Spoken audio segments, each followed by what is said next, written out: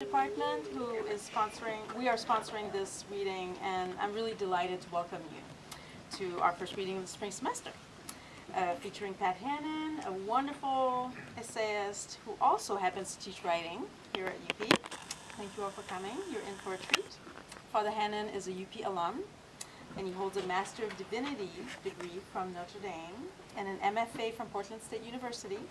And after a brief stint in the theology department, he's joined us in the English department, and we're delighted. So when you work with someone for a few years, you think you know him or her fairly well, at least on the surface. Reading Pat's new collection of essays, Sacrament, right here, was a revelation in many ways. First, I had no idea whether or not he was talented. I just assumed he was. And it turns out he is a gifted practitioner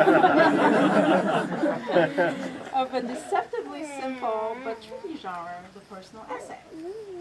His writing is clear, sharp, intimate, and approachable, as if he were conversing with and confiding in his readers. Second, reading his pieces offers glimpses into the man behind the Roman collar, so to speak. This devout and devoted Catholic priest is also fallible, vulnerable, and struggling with the same life challenges we all do. I was especially touched by his reflections on depression, or melancholy, his preferred term, on holding grudges, and lest his themes should strike you as overly dark, his unabashed TV watching habits. Priests, they're just like us. They also binge watch. More seriously, Pat's meditations on family, time, and the surprising operations of memory are moving and eloquent, with a hint of humor and self-deprecation always present. I'm honored to introduce my colleague, a fellow functional melancholic, and as one of 9 siblings, Brian, Jack, Mike, Greg, whatever the hell your name is, as his mother would refer to him growing up. Pat Hannon.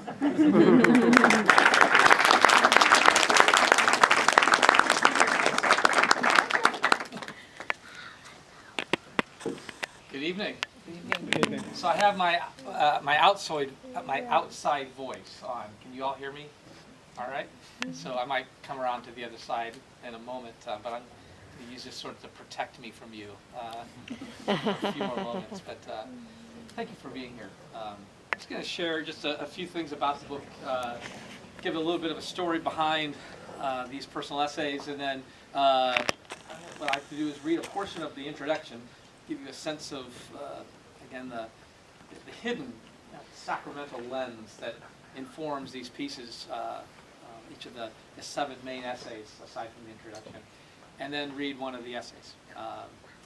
And then afterwards, I'm hoping that you will all just start competing with each other to raise your hands, to ask whatever questions you may have about the piece itself or anything else that may have sparked your imagination, your thinking about essay writing, writing in general, anything like that. So, does that sound like a good idea? Mm-hmm. And hopefully get you out of here in an hour, because our time is precious. So thank you for taking this time to spend it with me.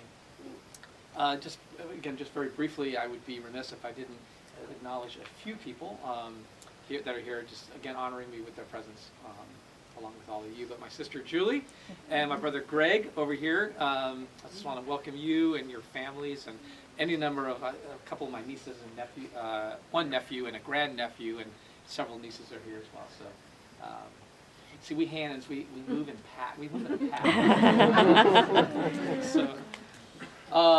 So the collection of these essays, these are personal essays. These are different than perhaps what we sometimes think of as narrative essays. They're we love to tell stories. I'm Irish Catholic, and for whatever reason, God gave me personal essays. Invite the reader to join the essayist on a kind of journey into the dark. And dark, not meaning bad, means it's a little surprising, astonishing. Where oftentimes in the course of writing these essays, I honestly didn't know.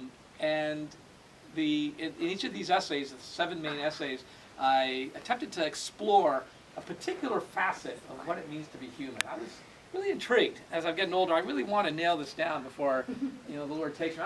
What really does distinguish us from our primate cousins. There's got to be a few things, right? Beside what we normally think about what separates us. And so I used to get me into these try to attempt to get these, take a stab at this question. I fell back to what I call the sacramental lens.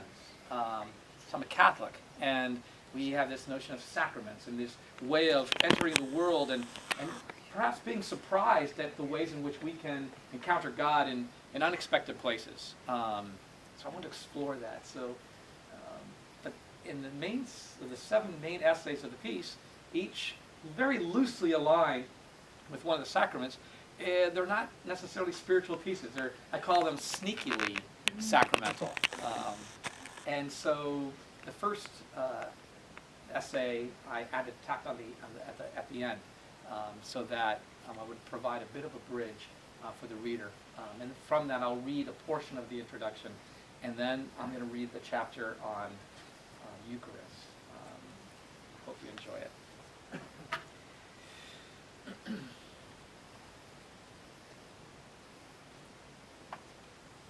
I'm reminded now of a 17-year-old Chicago boy I knew years ago whose faith I was to discover was sinewy and taut. One day in a small Irish village, he gave a baseball cap, his treasured, smelly, tattered Notre Dame High School baseball cap, to a wee Irish lad who had a scar on his face, the remnant of a swipe his drunk father had taken at him years before with the box cutter.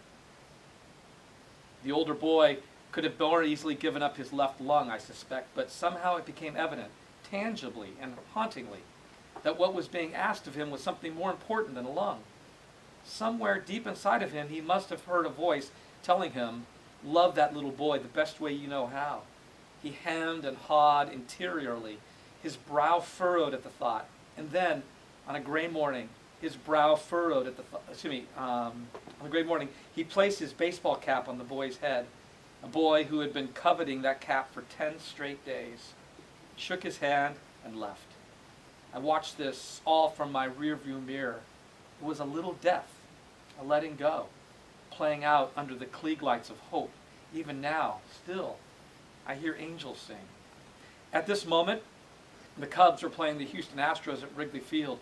Both teams are in the cellars of their respective divisions. I imagine that Chicago kid I knew is there. He's about 30 years old now. Perhaps he's married and has a few kids of his own by now. I see him rooting for his beloved Cubs in the way Cub fans do, that is, with a resilient and bruised heart. Whether he's bought a replacement cap, I don't know. But what I believe is this. Every so often, that fellow thinks of that Irish boy with a scar on his face wearing his baseball cap. And somewhere in Ireland, I hope, is that grown-up boy who has that cap still, and who every so often thinks of that American kid who did what he thought was impossible.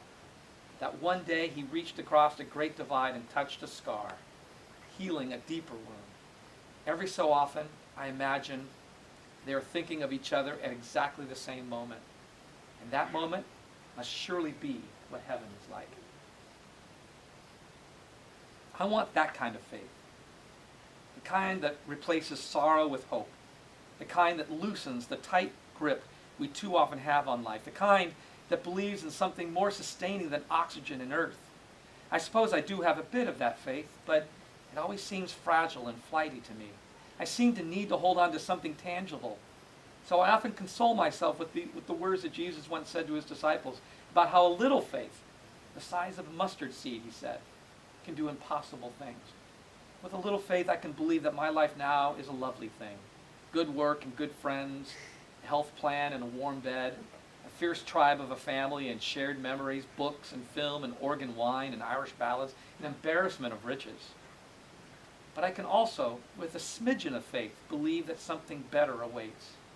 Eye has not seen and ear has not heard and has not entered the human heart what God has prepared for those who love him, St. Paul wrote to the Corinthians, paraphrasing the poet, prophet Isaiah. The Isaiah text said at the end, for those who wait for him. There's the rub. Love, and thus faith, necessarily demands patience and trust.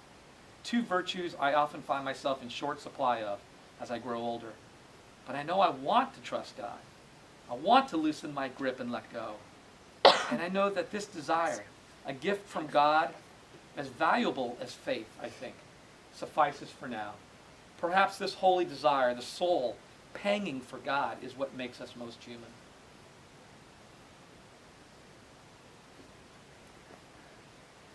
Sacraments are stories that pinch the human mind awake.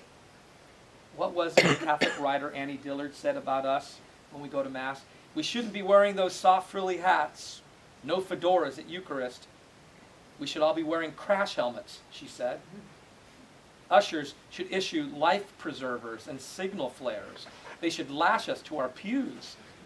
For the sleeping God may wake someday and take offense, or the waking God may draw us out to where we can never return. Part of me cowers at that thought. I wish not to awaken an angry God or give him any reason to think that I'm up for anything remotely dangerous. I recoil at discomfort generally and rather like my widescreen television. But part of me wants to be taken to a place from which I can never return. This impulse, which has to be holy because it's both thrilling and terrifying to consider, must be evidence of the Holy Spirit at work in the world. This holy fire, lit under our behinds, that gets us up and moving again, a flame that flickers the darkness away. Faith means going to dark, unfamiliar places, in our minds and hearts for sure, but also in our souls. And nothing, it seems to me, can be more fraught with danger than that adventure. It's a high wire act without a safety net. It's God's call to Abram, who would become Abraham. Lech lecha. Get up and go. Where? We might ask. Don't ask. Just go. And so the story of our faith began, not with Adam and Eve, but with Abram, who would become Abraham, who on one ordinary day heard the Lord say to him, essentially, don't worry about anything. Just get up and go with me on a journey into the lovely dark, where sometimes even God seems to disappear. What a wild ride this is for us. The only one we can hold on to is the very one who is telling us to let go. Another memory of my second grade teacher, Sister Anna Maria, comes to mind now. It is afternoon recess, and Sister has commandeered one of the bikes from the bike rack. She is, to the squealing delight of her young charges, riding it all over the playground, darting in and out of kickball and softball games, her long black woolen habit blowing in the wind. Several of the older sisters, their hands tucked primly within their outer folds of their habits, appear unamused. I am dumbfounded. I'm seeing something wholly unexpected, bordering on the preposterous. I am seeing, though I couldn't have put it in these words, an untethered soul. I had no idea how the story unfolding that afternoon on the playground was going to end, but I was riveted by the danger of it all. I still am. So with that, let me read the chapter on Eucharist. So the title is Eucharist. The title of the chapter is Eucharist. I use as the scripture passage that my publisher says you got to put some religion in this thing. So I included a scripture passage from 1 Corinthians, which is really the first story that we have in Scripture of the Last Supper. And in the Last Supper, Jesus says, it's actually brilliant on Jesus' part. He was pretty well assured that he would always be remembered. That no one would forget him, because he said, I'm going to do this old ancient meal, but I'm going to breathe some new life into it, and you can't but remember me every single time. He said, do this and remember me, don't forget me. So I used that as kind of this theme of memory. Eucharist is about memory, about remembering who we are and whose we are. So with that, let me begin. One October day in 1980, near sundown on a deserted stretch of County Road 126 near the California-Oregon border, a gaggle of Canada geese witnessed my father and I commit a misdemeanor. We'd been digging a well at the farmhouse that morning and needed 100 pounds of gravel. Coming back from the Edwards farm, where we had returned Mr. Edwards' post hole digger, we came upon a big pile of county-owned gravel along the side of the road. My father parked his pickup near the mound and told me to grab the shovel from the back and get shoveling. I don't remember why we hadn't gone to the Fred Meyer in Klamath Falls instead and bought it the way law-abiding citizens did, or why neither of us seemed overly concerned with the wages of sin that day. But there I was, a 20-year-old aspiring Catholic seminarian and a future priest, home for a long weekend, shoveling pilfered gravel onto the flatbed of my father's truck as fast as I could, while my father, a recently retired lawyer, kept a lookout behind the wheel with the engine on.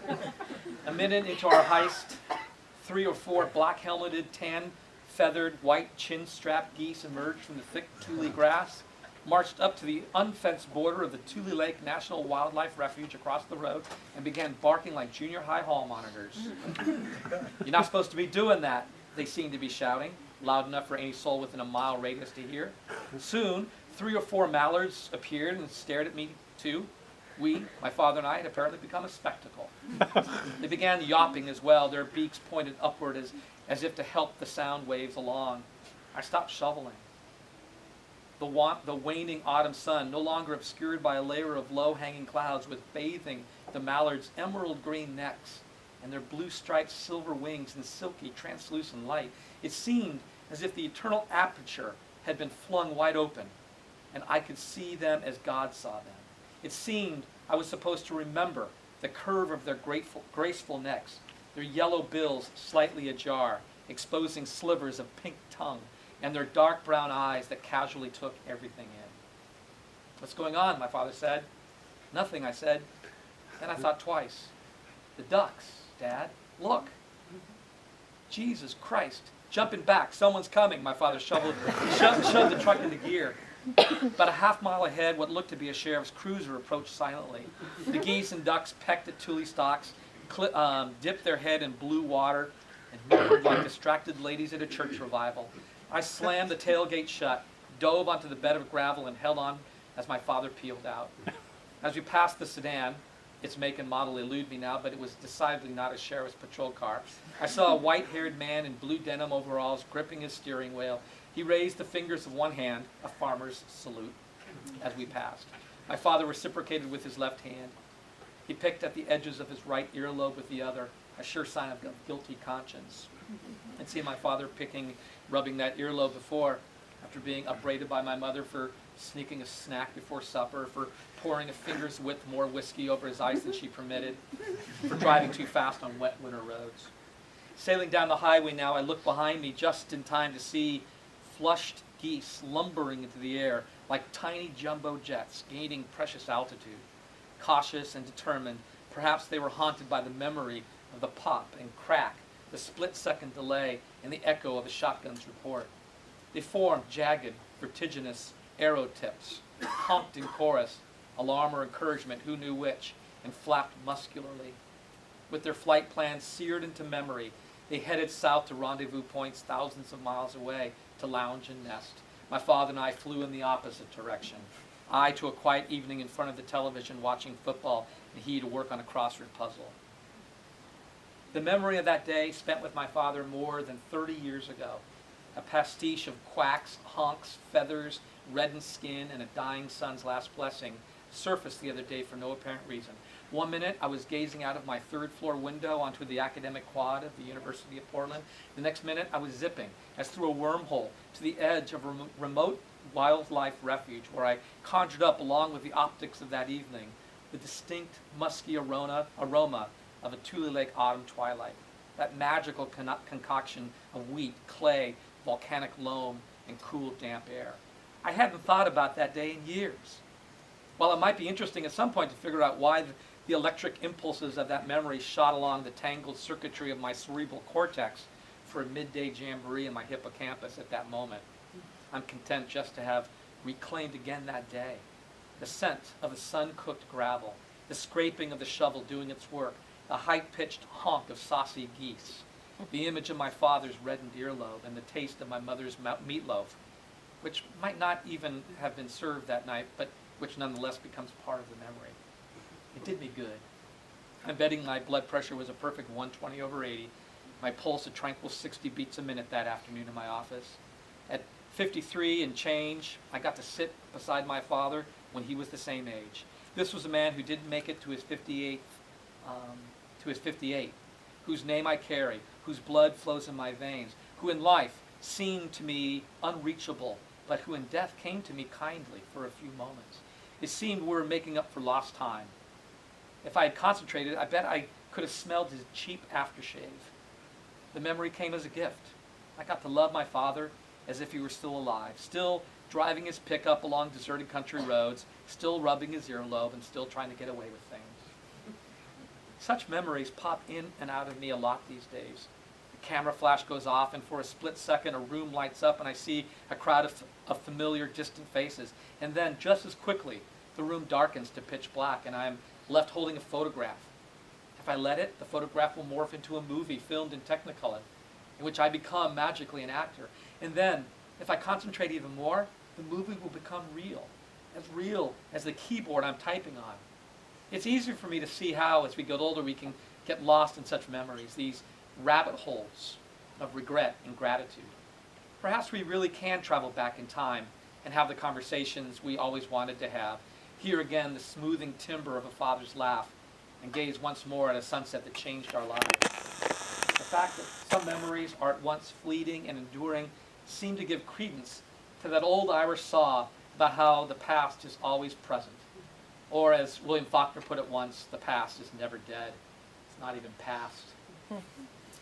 Even as I relish these vivid memories, I've become a bit uncomfortable these days with what I can only describe as the flexibility of my long-term memory. It's become elastic and sticky, I suspect, and thus I fear unreliable. I don't wish to get lost in an untrue story. How did my mother's meatloaf, for instance, find its way into that memory of my father and me at the gravel pile 30 years ago? For all I know, my mother cooked roast beef. Nonetheless, the memory drips now with tangy catsup on a sizzling soft brick of ground beef. I suppose I shouldn't be too concerned. Better to add a little spice than to lose the whole meal. It wouldn't be such a big deal, except that I want to be able to know when I'm making stuff up. Memory, it seems to me, has a tipping point. Stretch a recollection too far and it will snap.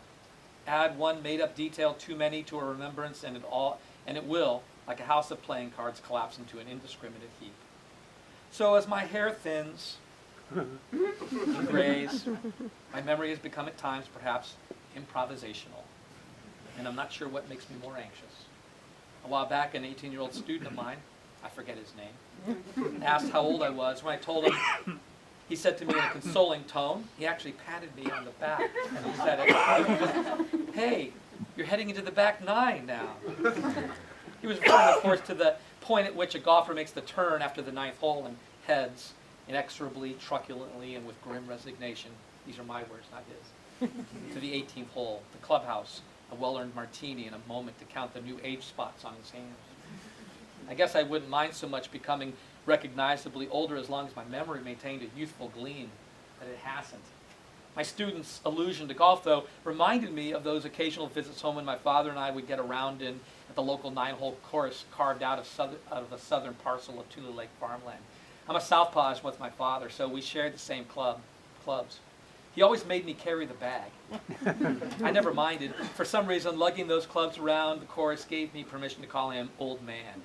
As in, "Hey, old man, your swing is getting rusty." Or, "Hey, old man, don't forget to give yourself a triple bogey." My dad would smirk and rub his earlobe when I said such things.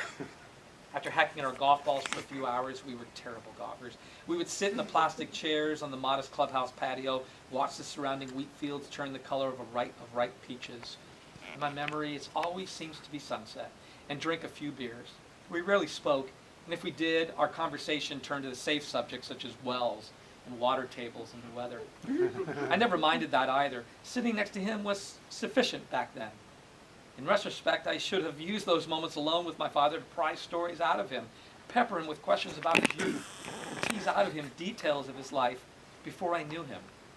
But I didn't know that he would be dead in 4 or 5 years. I figured we had time, and I didn't know his memory was already slipping. At 53, my father was leaning on my mother's memory more than his own, I suspect. He could never remember where he left his keys, his John Deere cap, the newspaper, or his last will and testament, among other things. 2 days before he dropped dead from a heart attack, my mother told me later, my father went searching for all of his important papers, including his will. My mother had to help him dig them out of every closet in the house. He spent the day putting them all into neatly marked files.